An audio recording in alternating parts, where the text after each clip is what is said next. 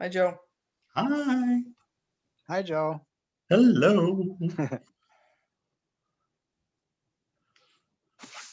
You know, I had the waiting room, but then it went away. Is that participants?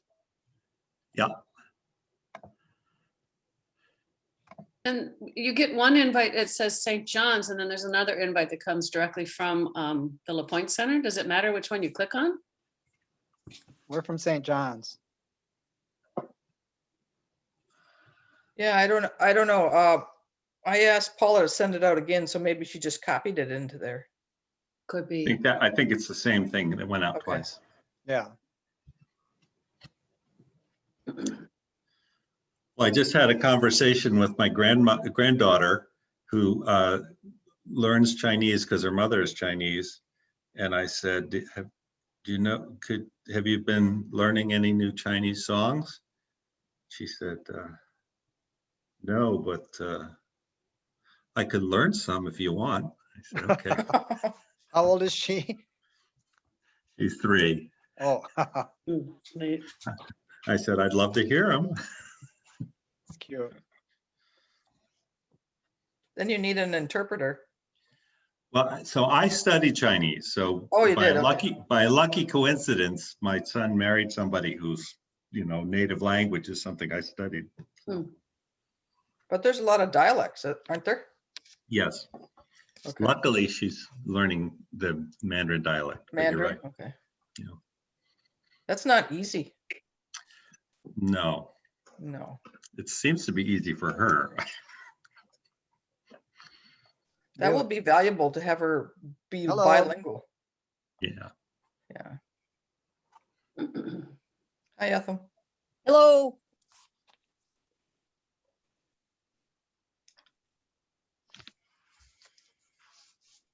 Did I hear that the ice road lasted 36 hours this year?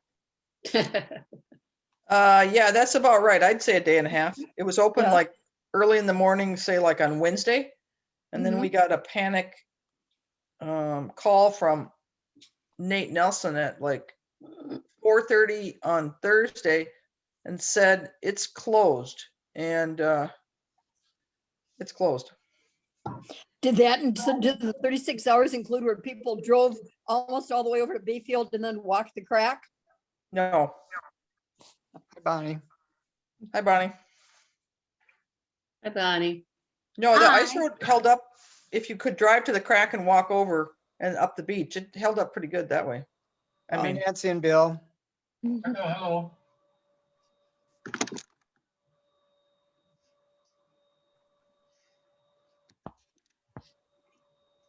I thought it was going for a couple weeks at 36 hours only.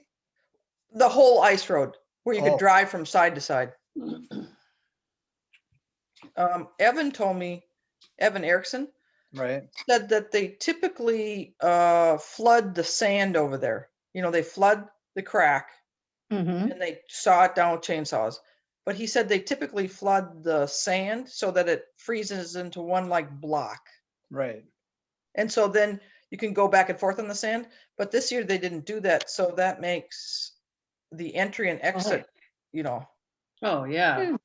yeah, it's like mud racing, the stuff is flying. And We people got get stuck in it one year coming back. It was Yeah. no fun.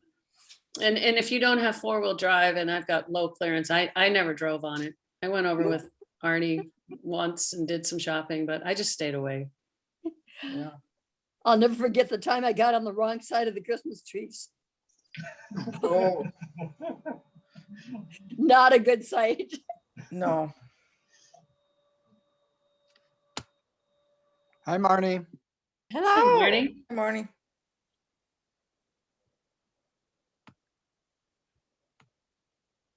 I'm not exactly sure who we're expecting. Susie is not able to attend. She's somewhere. She's flying. She's flying? She's flying back from Florida Oh, okay. to I thought they Minneapolis. were heading for the Caribbean, but No, she told me today that she's flying back to Minneapolis for her vaccine. oh, I see. Oh. And then So- Paula is on her way to the west coast of Florida. to Over the to- Sanibel. Hi, Rachel.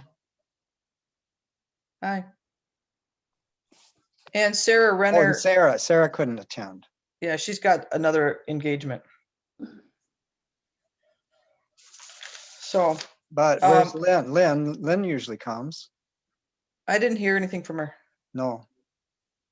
She's. Are you I wonder getting if the it- signal, Mark? I think she's in the Oh, waiting. here room. she is.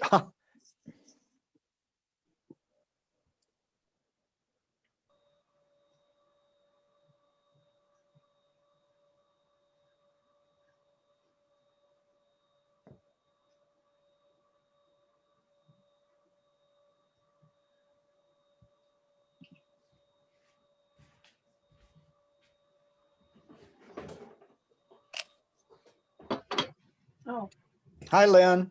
hi, I'm about to make myself visible. Okay, there you are. Oh, there she is. There she Good is. to see you. Bonnie, I found some smoked salmon in my freezer this morning. We're gonna have to finish it. There weren't too many parties where I would put it out and you would have been lauded all over Boston, but So you could have your Hygge, what did we I have? don't know. Your Danish Hygge, even in the pandemic. Yeah, you Cool. can, but it's kind of lonely. It's very sad. Mhm. Do you want to get started, Robin? Yeah, I think so. I did a PowerPoint. Do you want me to open that up? Joe, there? No. How do Joe, I, We can't hear you. okay,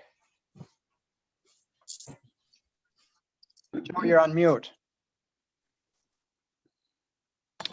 There we go. You should Okay. be able to share now, Robin. okay. I'll Can I just find it. make one quick announcement? Oh, yeah, sure. Okay, next month's book is The Splendid and the Vile. And I'll be leading that discussion. Okay. And I And can't then remember I May? can't remember the date.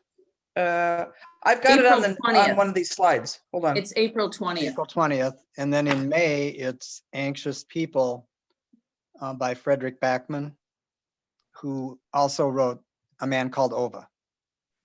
Oh, Was that his second book? Or is this a new one?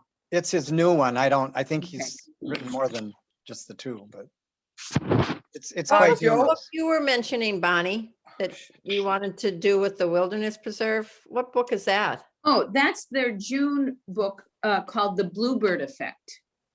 Bluebird Effect. Okay. Yeah, that's and the Wilderness Preserve is going to kind of collaborate with the book club and promote it and do some things as a kind of a group effort. Oh, I know. Right. that.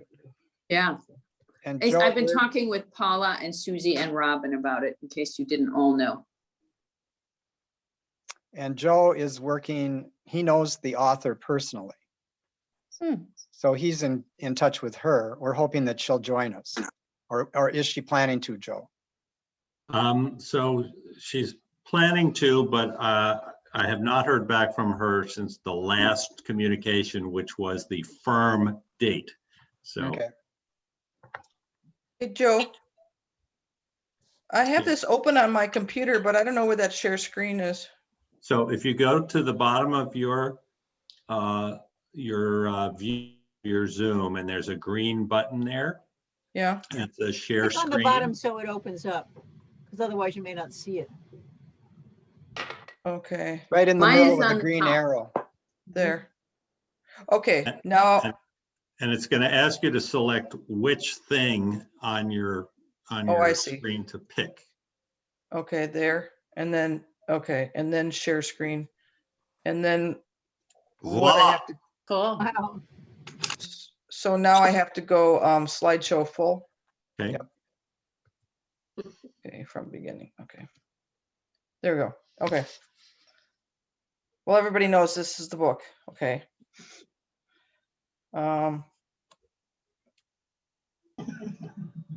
And I apologize for that box being off there, but it wasn't like that on my other computer. So I put down a couple of questions here. The first question is one that Susie suggested. Is this a coming of age story? And on the bottom there, you can see, I put the next book, April 20th, and then May, which is going to be led by Susie Saxon. So do you want as a group to see this PowerPoint, or do you just want to me to close this? Anybody? Why don't you start with the PowerPoint? That helps. Okay, Yeah, and then I mean, people can pick maybe the questions they like or relate to, is it's nice to hear people's response actually in the discussion. you know, my screen went away. What's the deal? Oh, boys. There we go. Now slideshow from the beginning. Okay. There we go. Next one. Okay. Right. Which question do you want to start with? Anybody? I love the book. Okay, did you like or dislike the book, Bonnie? Both. I found it just made me cringe. I had to put it down at times because of the way their family treated each other. I've just never experienced that. But I liked her resilience and her hope that she carried throughout the story. So both. Cool. That's- How about you, Deb? I found a fair amount of parallels in my own life, not that I grew up in a junkyard, but how other people define who you are and how difficult it is to pursue who you want to be. Interesting. Something's going on. Hey, let's ask everybody to mute if you're not the speaker. I'm trying to find it. Sorry.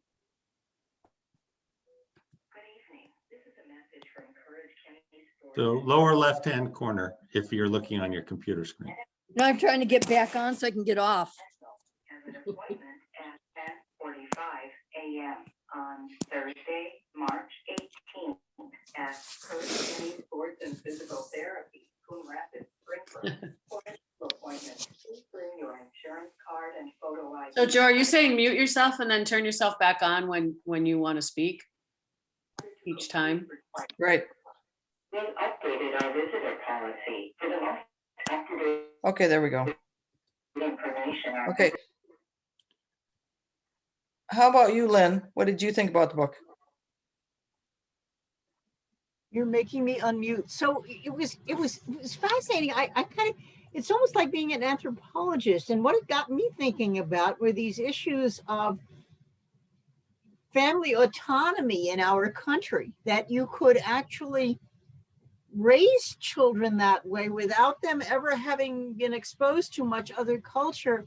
And in certain parts of the world, nobody of the country, nobody would stop you from doing that. It was kind of scary, the kinds of ways that this family was treated their children.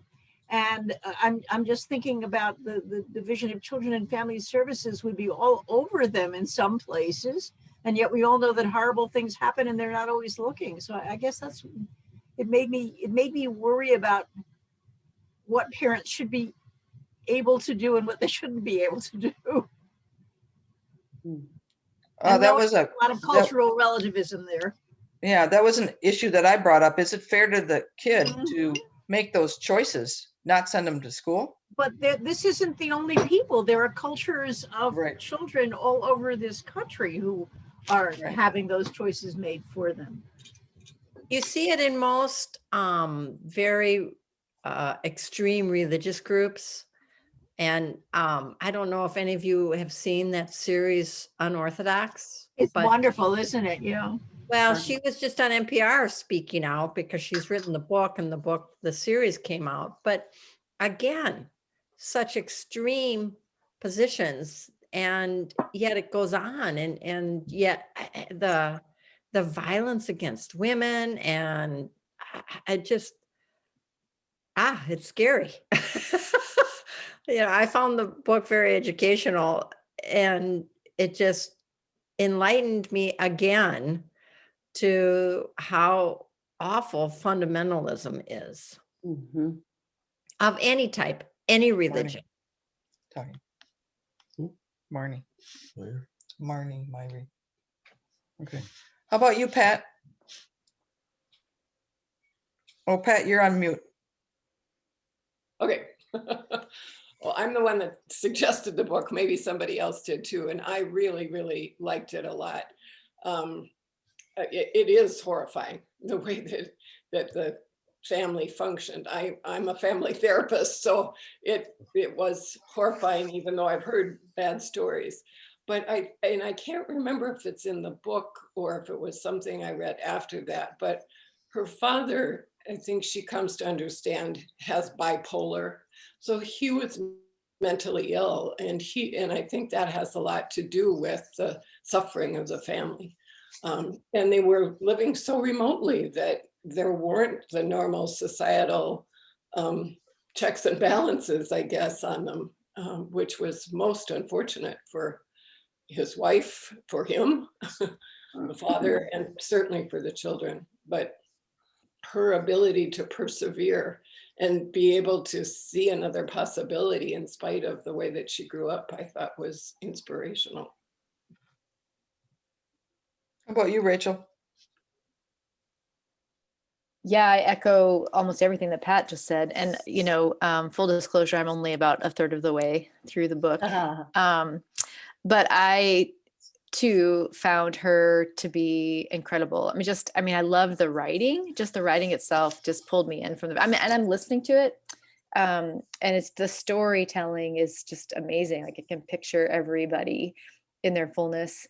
I think the things, untreated mental illness and fundamentalism and isolation. All of that is it's just heartbreaking to watch that play out. And, there's even in that, I was struck by, mostly just this horrific feeling of the family relationships, and every so often just this sweetness that would happen that just kind of would catch me off guard, sweetness between her brothers or even her mom. I don't know, just it's amazing to me that people can survive. Well, it's amazing to me what people can survive and even thrive, kind of come out at the other side. So yeah, I'm really, really enjoying it. Nancy, how about you or Bill?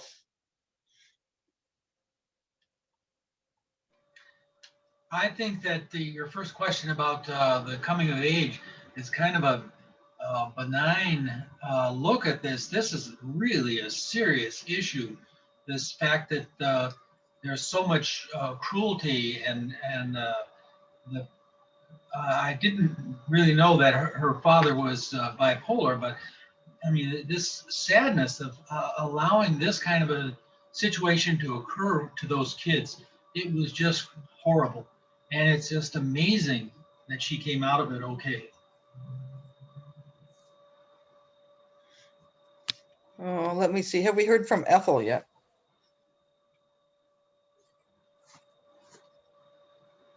Maybe, let's see. There, I think I'm good. Oh, good. Okay, I'm working on a little tablet and I'm having trouble.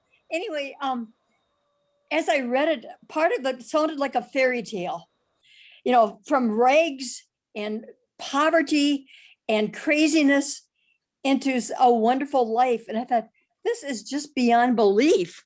I had trouble even wrapping my mind around it some of the time.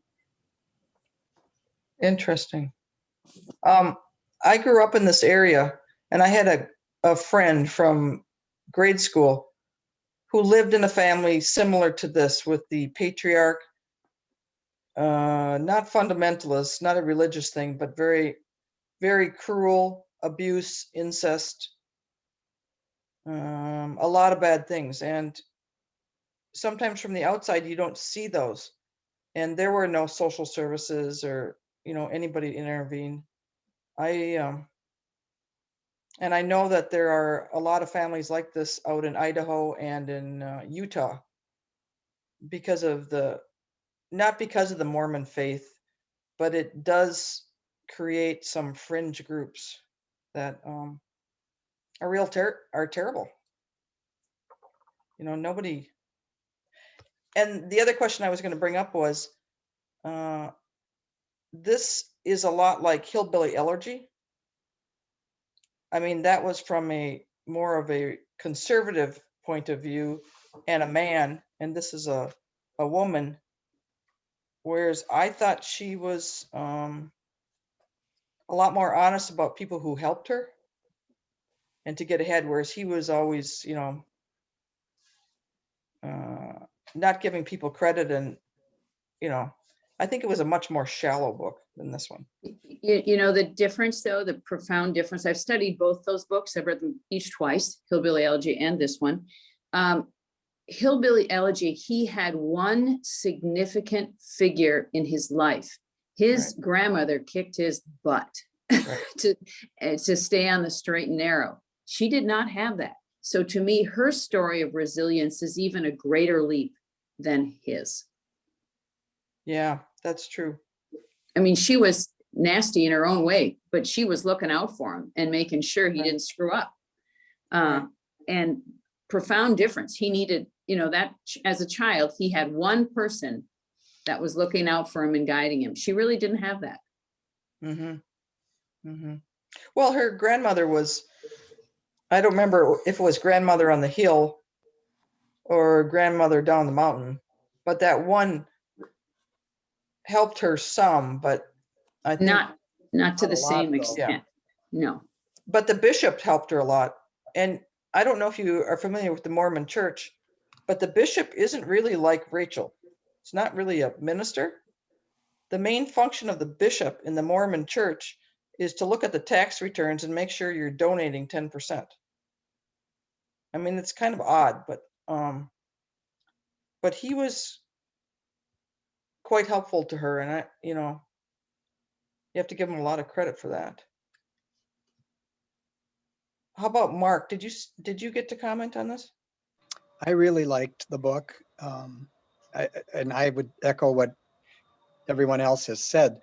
The part that was most disturbing to me was her brother Sean, and the fact that he was allowed, who he himself must have been mentally ill, and he was allowed to run roughshod over her when she was such a young child. That I had a lot of trouble with that. And also the fact that the father would put his children into such jeopardy in that junkyard with those different machines. And when she's only 8 years old, she's up on, you know, in the big bucket or whatever, you know, of the machine. Boy, it's just unbelievable in a way that, as someone else said, that she actually survived.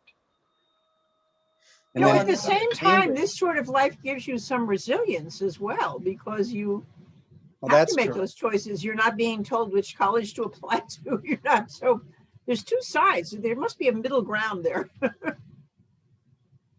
But those machines, that was almost a central subject, was they wanted to get the machines to be more productive, because they were standing on a pallet, and then they'd pick up the pallet with that bucket and then work from there, which is totally nuts. Right. But then they got the machines, and I don't know if they paid for them or took out a mortgage. And then within a very short time, they were all wrecked up, damaged. You know, it was, that father was, I mean, bipolar is one thing, but he was like way off the edge. And then in the meantime, the mother is developing this very profitable business. Right. I looked it up. It exists. It's a real business. Oh, wow. I mean, that was unusual too. There were so many unusual things going on in this particular life. It was so frustrating through the book and then right up to the end that the mother never did stick up for her. Right. And that was one of the biggest things that she had to get over, was how people, I wrote a lot of notes about it, about like things that she said. This is who you are. You've been pretending that you're someone else, someone better, but you're just this. So she just was continually placed. But I think she kept expecting her mom to somewhere, you know, come through and stick up for her, and she just never did. I think there were little moments where she could see that her mother understood, but her mother was abused too, and Right. chose, I mean, kept choosing to go back, probably because she was hopeless about any other option. But yeah, that was sad that she didn't have her support at all. Yeah, I mean, even when the mother got powerful, and even when she started to be the one who was Right. really basically running the house, she just never really came around and refused to see her. That stuck with me, how much power she had to get over, not just what she learned about herself, but that mom never really came through. Mhm. And I think, this is Robin again. The friend of mine that grew up in that bad situation, until her mother passed away, that was something she was having a hard time dealing with. And Pat, you might be able to speak to that, is that almost that betrayal, because the mother was just, was almost passive, Mhm. knew what was going on, but really didn't, connect. Mhm. Yeah, sometimes people know, but they refuse to know. Right. Mhm. Yeah. But this mother seemed abused and in her own Right. too, which is interesting because, as several of you mentioned, I mean, she became, she was the breadwinner for the family and successful, and yet Right. even so, she remained really enthralled to her husband. Mhm. This is Bill. In the Mormon church, the woman is required to submit That's true. completely. And Right. I'm not one necessarily to defend the Mormons. Um, but I don't think this family is about being a Mormon. I don't either. No, this is No. some craziness. And yeah, it's not even fundamentalism. I mean, there are people like Jeffries and his groups. That's his name, Jeffries. Jeffries. Yeah, Southern Utah. But this isn't Mormon. I mean, it's in the right territory, and that's their background. But I think this is just one crazy family. And when I read it, I was also like, this can't be true. And yeah, I went and looked at where she was, and this is a true story. I mean, it's her telling of it, but it's not made up, which is even more shocking. Well, and that she went to the length to actually footnote and say where her remembrance of these stories, and it may differ from her brother's. But I think we talk about the Mormons, it is a character in the story, the Mormon religion. It isn't about Mormonism. As you said, it's a character. Well, they were in fact Mormons though, weren't they? I mean, Yes, that yes. was the church they went to. But I think that Mormons, most Mormons would look at this and say, no, this is not okay. Right. I thought it was sort of an extreme, almost sect of the Mormon religion. Yeah. And there are sects of the Mormon religion that are real extreme. I think this was such a blend of the fundamentalists living out in the sticks. Hmm. And, they didn't have to be accountable to anybody. Right. Basically the people in town wanted to kind of ignore them. And they were off the grid. Right. And this took place quite a while ago, some years ago. It wouldn't be Mormons today, I don't think, but hard to Oh, yeah. say. I think there's I still don't think Mormons it like was that long ago. Actually, it's not very old. No. She was born in 1986. Yeah. Was it 86? Got it. That's when she was born. So, this is, she's not very long ago. Yeah. Well, it wasn't just their faith. it was also his overriding concern about the government and the end times, being prepared for that, you know, and not trusting doctors, hospitals, schools, anybody. I mean, that They're probably all into QAnon now. I was just gonna say, makes you a little worried, more worried about what's going on now. No, but there are a lot of people that believe about the government's out to get you, that the black helicopters are coming, that the end of time is here. And the Mormons typically, I mean, they're into the end of time and they stock up the fruit cellar. So, I mean, it's, you know, he had quite a blend of things. yeah. Okay, anybody else have anything? Well, I've got one more. thing I want to share is I don't think this is an isolated family. I don't think this is an isolated situation. I think this is much more common than for her to come out with this story. You think of how many people are holding their tongue and trying to just survive, like her sister was, like her mother was. And I think it's like rape. People don't come forth with that information. It's just too hard for them to do so. And so I talked with a man who worked in Utah. He was he worked with domestic abuse, and he said in Utah he's got, you know, he came from a background of chemical abuse, and everyone said, well, why didn't you go into that kind of counseling? And he goes, well, you know, with domestic abuse, there's usually chemical abuse.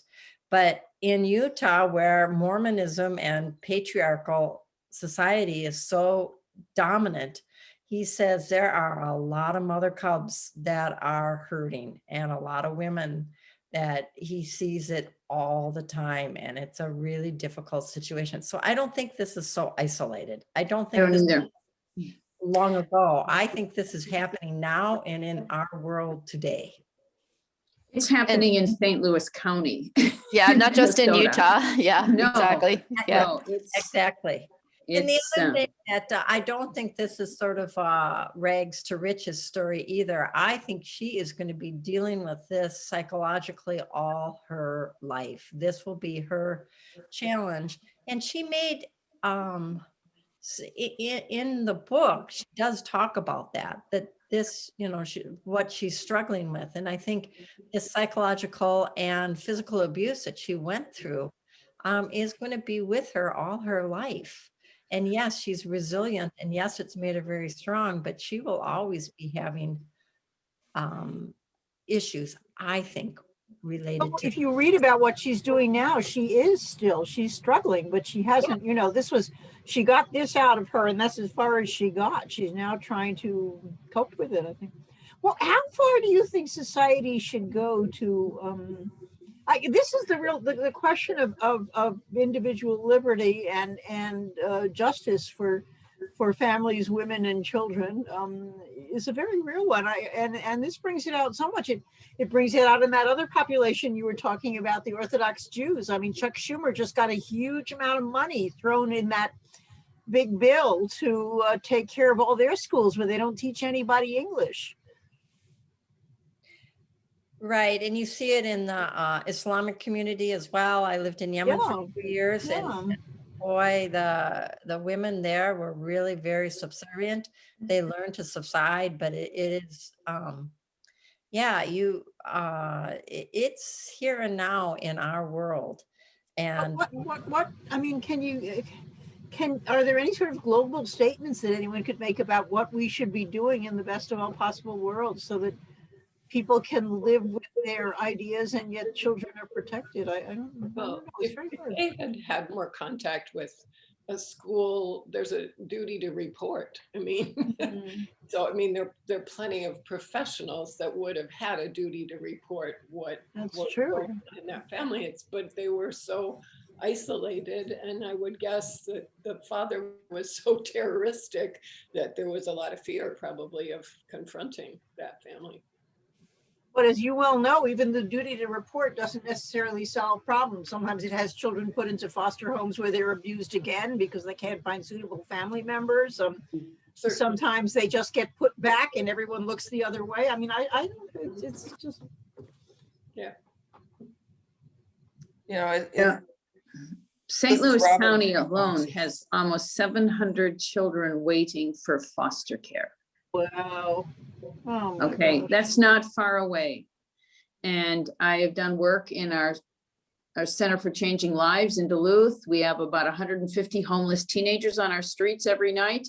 And we have a Bethany Crisis Center for the younger children. When the family is so violent or so broken, the younger children can be taken there. There's a need and it's very active. This is my own community. Is this mostly LGBTQ kids No. like it is in Boston? Because the kids who No. hang out here are mostly been kicked out by their families because of gender issues and stuff like that. It's There's not- multiple issues, drugs, abuse, dysfunction. It isn't all religious extremism. Mental illness, there's a variety of reasons. It's all heartbreaking. But Lynn, when you talk about oversight, I mean, as a pediatrician, it must drive you crazy that people choose not to vaccinate children for measles. Yeah, I mean, but I was talking to DCF. Oh, I was trying to reach DCF about a patient today. That's why I was thinking about it. So, you know, who didn't show up and I can't contact them. They've been placed in a foster home, but the only information I have is a DCF worker's office hour line. I mean, I don't know. I don't know, you know, I don't know what the answer to that is. So something that I would mention, and like Rachel, I'm only about 1/3 of the way through the book. I just ended today on a point where she said her boss, who was in the nut business, is going away, and so she's left in charge and she's operating the computer. She knows how to do things on the internet. She's now sending emails, doing the bookkeeping, and I'm thinking, okay, pretty resilient for somebody who, you know, you would not think would have any ability to do any of that stuff. So it's kind of a reminder that often we can think there's a formal model of how people learn stuff, and if they're not doing that, that's wrong. At the same time, I was, like, as others have mentioned, stunned at the bodily peril that they were put into. And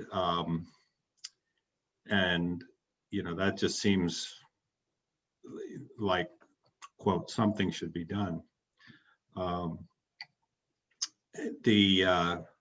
One other thing I noticed in the book, she stresses that when she would be in these plays, her fathers would come and see her, and somehow the pride outweighed the resistance to society. And as I'm thinking about situations in the community I grew up in New Jersey, which was no Idaho mountain town, let me tell you, there were kids whose families were not in the social mix. And even when the kids had problems in school, I can imagine that there was a strong emphasis by the people in the school to say, okay, whatever we do, we got to keep these kids in the school.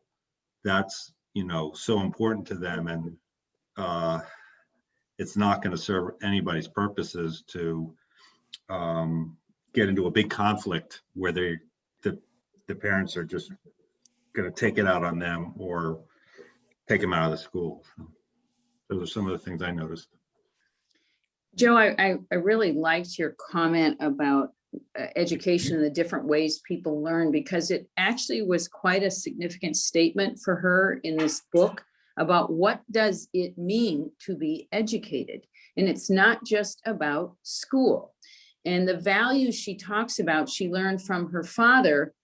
You know, education, he was self-educated. He had to be. So there's a difference between that. And education, as to quote her, has to do with metamorphosis, falsity, betrayal, transformation. That's what she calls an education. You note at the end of the book, if any of you got there. But she talks about what it is to be educated. And that's interesting why she chose that for the title of the book. It doesn't mean just going to Cambridge and Brigham Young. It's a great way for her to present this book and end it, I think. I agree with you. I mean, her father, what were the good values that she actually did get from her family? Were there any? He was resilient in his own way. Well, hard work. Right. And Innovation. she worked several jobs to go to school, and she worked jobs even to just get away from the house. Right. Yeah, but innovation too. How do you make this work? It's broken. You got to fix it. You got to make it work. You got a job. You know, there was education in that too. And that's part of her education, she says. Overcoming adversity was part of her education. That was pretty constant. Right. Well, and overcoming being cut off from the world. You know, she didn't have any TV. She didn't know what the Holocaust was. She probably had no idea about geography even, you know. So Or history. Right. She persevered. Yeah. Well, and I think she also learned how to accept help, because a lot of times she wanted to say, no, it's my problem, but she accepted help from her roommate, eventually from the bishop. From her professors Right. at Cambridge. Right. And she learned how to look back at what she remembered, and she learned to accept that some of it was wrong, you know, and that's hard to do. I found it interesting. I made a note about when she finally did accept the grants and the aid and the help from people. And she wrote, I began to experience the most powerful thing about money, the ability to think of things besides money. And I think that it takes so much energy when you're always worried about money to just live your life, or to learn, or to study, or do whatever it is you want to do. And so she finally realized that by taking that help, she was able to stop worrying about that long enough to, you know, get on with things. Right. Yeah. I had read the book about a year ago, and I was very moved by it, very touched at the evolution of her as a person and her perseverance and what she was able to do. Now, one of the things is I went back and was reading reviews. There are people questioning the authenticity of the book. You know, was it really real? You know, is she being honest? But I think, you know, as I read through reviews and other people who were there at that time kind of collaborated with what she, you know, had seen and felt. So I felt pretty good that it was realistic, that this was her life. People were saying, well, how could it have been? Well, I think it was. She was a wonderful writer, really. This was, and it's fun to have the chance to listen to the discussion. I haven't really gone back. I read one review today just to refresh my memory, but I remember being very moved by the book. This is Robin. I think that she was being truthful. I think when you live through something like that, especially violence, domestic violence, or sexual violence, it's important that the victim be accepted for what she says. I can remember sitting in the basement when we lived in Washburn, and a friend of mine came over, and for some, I don't know, she went into a catatonic state and was talking about the violence and things that she had experienced. And her memories were from her as a child or as a young teenager. And it's a different perspective. And I think Tara went back many times and just to look at what she, I don't know, for some reason I lost the screen here. Oops, Let me see if I can find it. that was my fault. Oh, that's okay. I just thought it would be nice to see people. Oh, well, that's good. Yeah, we're done with questions. But I think it's important that you listen, and it's their perspective. You know, it may, technically it might not be exactly right, but it's what they felt and what they saw in that situation. Robin, if I can pick up on that, something that I've been thinking about, and it's not directly about the author's arc of her life so much as about the mother. And it's so interesting to me that the mother is in a healing profession of a kind of alternative healing that, doesn't 100% line up with my ideas of medicine, but it is a healing practice. And I think a lot of it has to do with listening. And I think a lot of it has been, they're finding that it has an impact. And then you contrast that with the behavior of the father, and, it transmits through to the children. And even when their bodies are not being harmed, there's a lot of violence. And it's so interesting to me to see how those two things can be happening right side by side. And the mother is not healing the family, but healing other people. Oh, but she healed the family too. Yeah, sometimes, but I mean, that's how she started, really, was healing. right. Well, and she put the potence on, when he got burned and things like that, but. Right, and I think that's when her business really took off, is when people Right. saw how effective. No, her mother has some learning, which is more than you recognize. It's not all, she's got book learning, because like there's this thing in there where her sister has the premature baby. Right.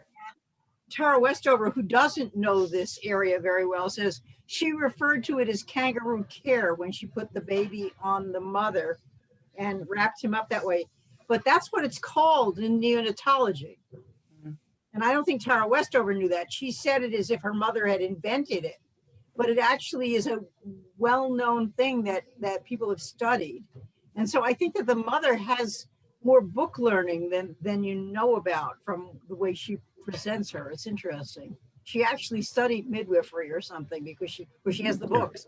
Or else book learning has acquired what women have known for a long time. Right, but she Well, uses she the learned, word. remember, she learned from that other midwife, the one that retired. And she probably learned all of that from her, but she must have also had some kind of book learning to put all those different herbs and plants together, right? To make these different potions. Didn't she come from a more educated family? I mean, did they? No, I thought she did. I can't remember that part. I thought they didn't want her to marry him, that she was from a different area. That was the grandmother in town, wasn't it? Oh, maybe. Those were her parents. Okay. They did seem to be cut from a different cloth. Right. But the mother didn't want to, she resented how she grew up in such a box and everything had to be, remember, didn't she say that her grandmother in town, had a different memory of what things actually were like? She sewed all her clothes, but her husband was an alcoholic, but she chose to remember it as a perfect family. I don't know. There was a lot of rebellion there. Or was that his parents?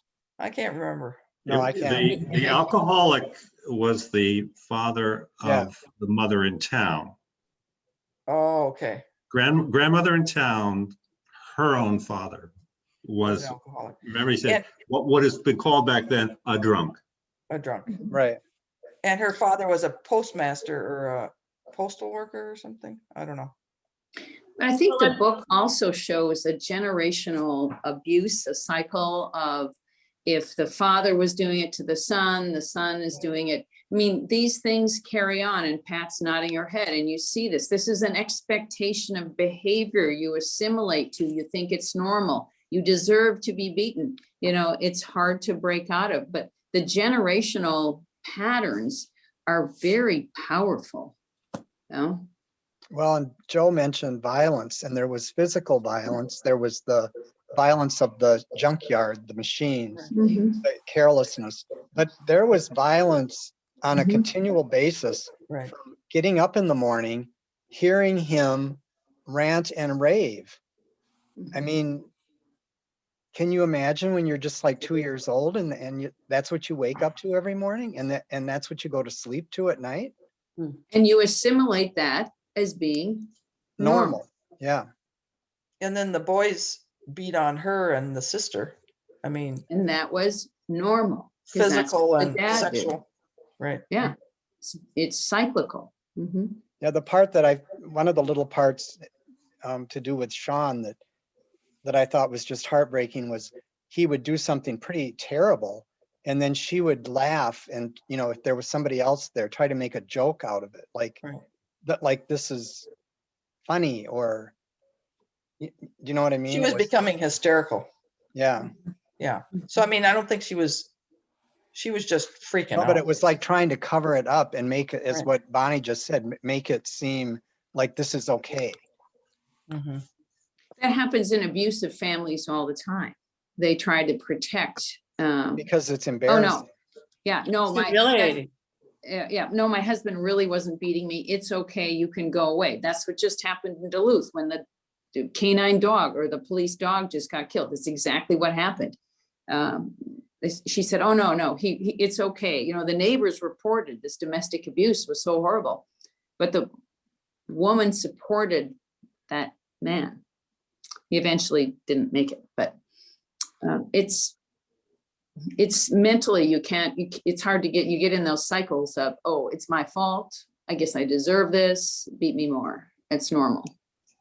Well, and that the wife of the perpetrator, she knows that, Mhm. he's not going to be locked up forever. When he comes back, he's going to be Mhm. after, Mhm. Right. And I think it's more fear-based than say, beat me more. It's fear of Right. no place to go. Right. Right. What would Mhm. happen? I have no money. I have and this is my family, and fear of what the retribution will be, because she Right. knows it's coming again. But it's not Right. that she feels she deserves it necessarily. But there is some of that lack of self-love too involved, I'm sure. But One very inspiring words I just love to share with you in case any of you missed it, when she was in this seminar trying to figure out life, and she read John Stuart Mill. And it's a subject on which nothing final can be known, he said, is the nature of women. Of the nature of women, nothing final can be known. And this was one really powerful, inspiring words to her, that maybe I do deserve better. Maybe I can do something different. But it was that lines when John Stuart Mill talked about, with the nature of women, nothing final can be known. And she went, wow, maybe I could do something else. Isn't that beautiful? I thought so. Well, and the when we were talking about this generational patterns which repeat themselves, to be able to escape that, right, is what you're talking about. To be able to imagine a different future, this time around it's going to be different, is a kind of liberation or kind of resurrection idea that is just mind-blowing, particularly when you're, someone who's in the middle of it. Mhm. Mhm. Your older Mhm. brother. Well, especially when you have to choose that new life and let go of your parents. Yeah. Mhm. No matter what And the- they are, Right. they're still your parents. Right. I thought But- that was very poignant when that part, toward the end, when she Mhm. finally came to that realization. Right. Because you can't really go back, because you kind of go back into the old person you were. And I agree with Marnie said this before, is she'll never be, quote, normal. Not that any of us are normal, but Right. you can't, True. you are always, I would say, damaged. You can learn to live with it. You can learn to cope with it, but you didn't come from the same mold. And You know, It's she has a podcast out on this subject Oh, about leaving. I encourage, if you have any time to listen, she has several interviews out there, but one of them is a short series of podcasts on how difficult it is to make that breakaway. mhm. It's just fun to listen to her speak on this. What is she doing now? She's a historian in New York. Mhm. That's all it said. I looked it up, and that was what it said, historian. Is that part of her webcast? I mean, her website? I don't know, I just found it on the net. Yeah, I looked at her website. It's referenced at the end of the book, and it was really interesting. Just looking at her reflection on all of this. Mhm. I think, Yeah. I mean, I agree with Marnie and Robin that this will always, just like for all of us, you know, this will always play out for her life. But I do think though, that it is possible. It is possible to be on a healing journey and to continue to heal. I don't think that. So again, I agree that it'll never be like this never happened, and I don't think it will always have to be a prison for her, or I think it can be a scar and not a wound, right? So it can be something that she grows from and actually can be a source of strength, because I've seen that, as I'm sure you all have, in so many people, right? We are not confined to the worst thing that ever happened to us. It's Well said, possible yes. to heal. Well Mhm. said. Is Yeah, it also, makes Rachel, sense. a bit, it's like experiencing a death Oh, it is. when you break away like that, Mhm. but yet the Mhm. people are still there. But she, I would think, has to go, as you say, through a healing grief process to get to a new plateau where at least she can put it behind her. Yeah, or integrate. I mean, I don't know if we ever put it behind us, but we can integrate it, right? So it doesn't become the one lens through which everything is seen. You know, I think, and for me, I mean, I wonder if the writing of the book, the speaking out, the being honest about it, I mean, that's part of the healing Oh, yeah. journey. I mean, Oh, yeah. the ability to tell the truth about our life is hugely important. Well, You and know, she who- she talks about when she talks about the abuse, that the people don't believe her, or the family's trying to probably trash her reputation because they don't want to, be labeled as that. I mean, Yeah, who'd want to be a person in that book? yeah. Yeah, she used fake names, but you can always figure it out. Yeah. I mean, if she used a real name on the cover, all you have to do is look that up, I mean, Well, if you know the people, right. then you know who it is. Right. Yeah. I mean, everybody in that community knew exactly who she was talking about all the time. Right. Yeah. I would say I really agree with what Rachel said. You said it beautifully. I think I couldn't do the work that I do and help people if I didn't think there was a chance for them to succeed and to be able to take what happened and find a way to grow from it and continue to grow. Mhm. Yeah, me too. I couldn't do the work I do either.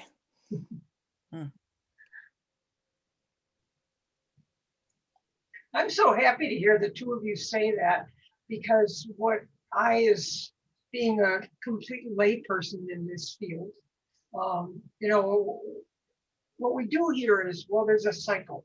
there's a cycle and it just goes on and on and on, and it sounds like it's predetermined and you can't really do anything about it. And Nancy. you know, it's much better to hear professionals say, oh yeah, you can. Well, the book is the testament to that. She did. Yeah. Yeah. She Yeah. did. Yeah, it's a very encouraging book. Yes. Yep. And I think also that she's not, and I'm going to say this quite correctly, that she hasn't kind of hung on to her hurts that happened to her by kind of dealing with other people who are doing it. You know, she's an historian. That's remarkable. I mean, that's a whole different thing from what she grew up in. And I think that's wonderful.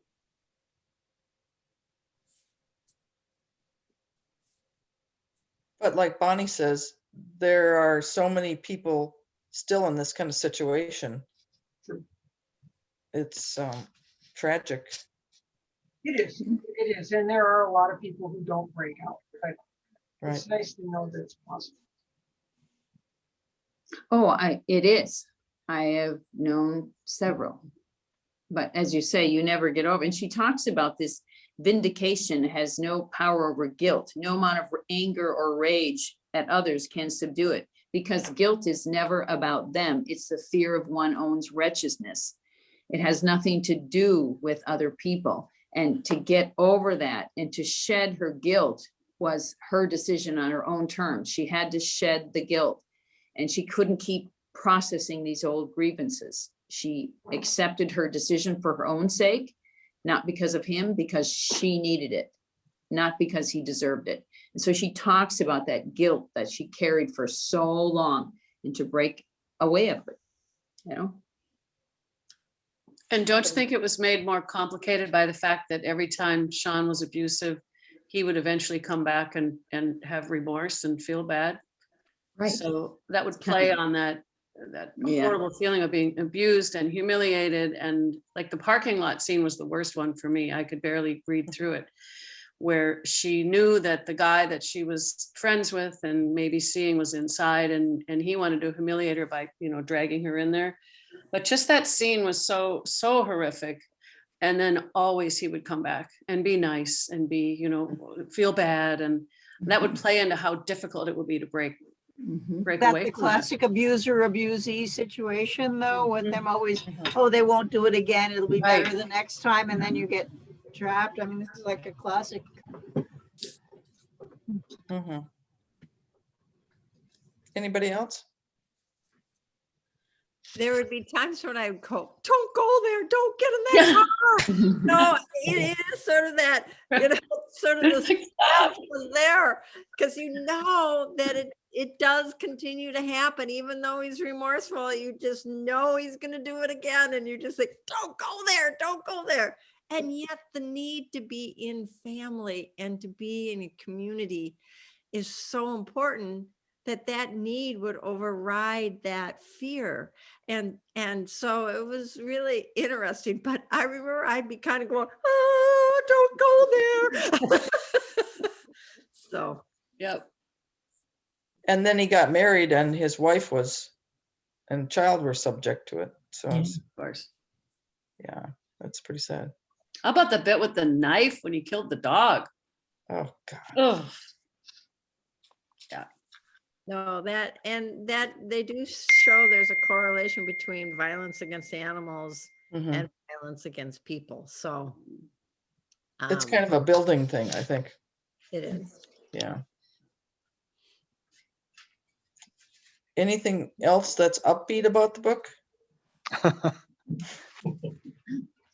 Got out. got out. Got out, yeah. Right. Yeah. Yeah. I thought Well, it was just when she was in Cambridge. Have any of you been to Cambridge and to the King's Chapel? I think Rachel said earlier, it was beautifully written, and it was so easy to picture yourself wherever she was, whatever she was talking about. But, you know, I thought that was kind of fun to think that she'd gone from really literally one world into another one. So very different. I have a question. I don't think I could write a book that long and recite everything that happened to me. You know what I mean? Could any of you? It Robin, would take I a long think time. the question is, have you tried? Well, or those events are so key. I mean, there was a, you know, I see Pat shaking her head going, yeah. Those events were so key that it's hard to forget them. And that's what I applaud her is to come forth as young as she does and as completely as she does, because that is really full vulnerability right there, writing a book. All right, you just think, wow. And in some ways, that's her liberation as well, I think. But I think when there are so many events that were so incredible, you'd remember them. But she makes that remember strong. also that she kept journals. Oh, From a young age. I forgot And about she kept them under her bed. That's right. And remember toward the end, one of the last times she went back to the mountain, she went and got those journals. Okay, because without a journal, I don't think anybody could have written as much. Robin, detail. I'm going to return to my comment.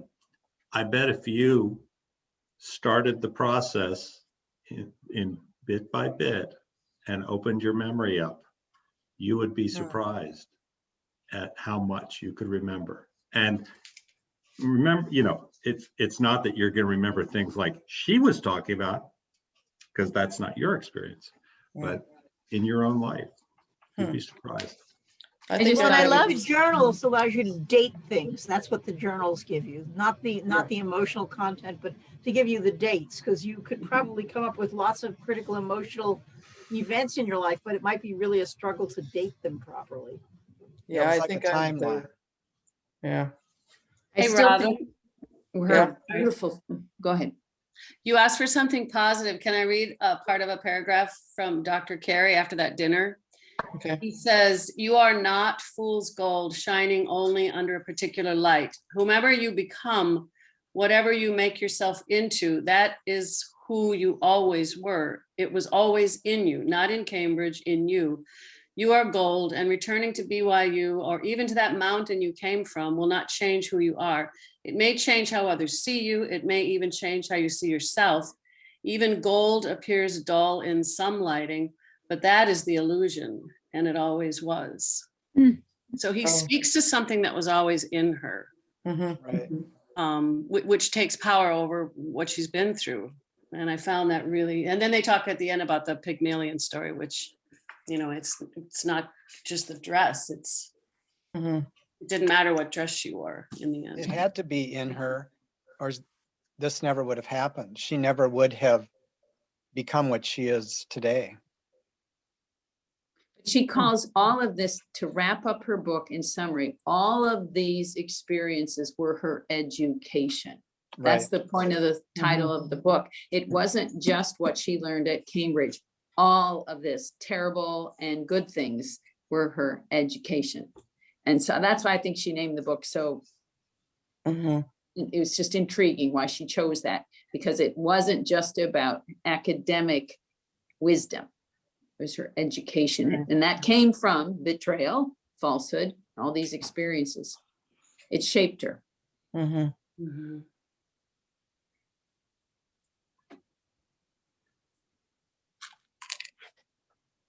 Well, it's been fun to hear the comments. You know, I don't have the book anymore. And as I said, it was about a year ago, and it just kind of brought it all back. It will be one I'll want to get again and reread. When's the movie coming out? Yeah. Is there a movie coming out?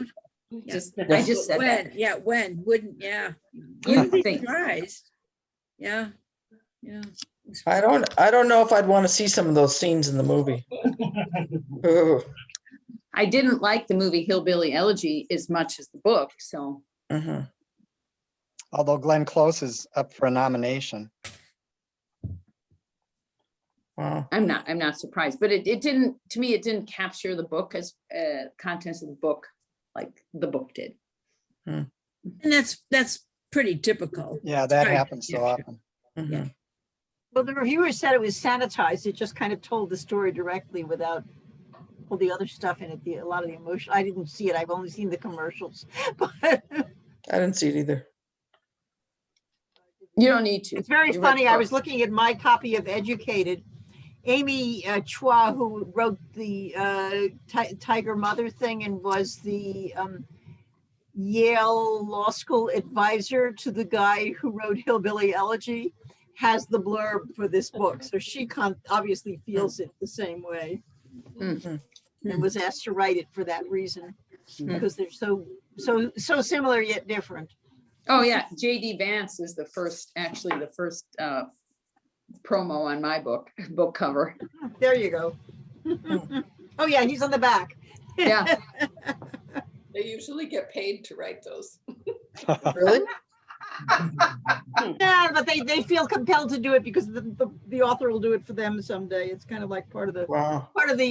social bargain. Well, it's advertising for them on the cover. Mm, I didn't know they got paid. yeah. I wonder if they even read the book. Oh, I hope so. I would hope so, but you never know. Sometimes yes, sometimes no. Yeah. Anything else, or do we want to just review that we've got the next book club coming up April 20th? And thank you, Joe, for being our tech wizard. Yay, Joe. Yeah, Joe, thank you. We all need one now. That's right. And thank you all for coming tonight. Thank you. Thank you. Nice to see everybody. Hey, nice to see you. You all. Thanks Good for to the see everybody. Bye. Bye. Bye. Bye-bye. Bye-bye. Bye. Have a good rest of the week. Good. Okay. Thanks. Thanks. Bye-bye. Bye.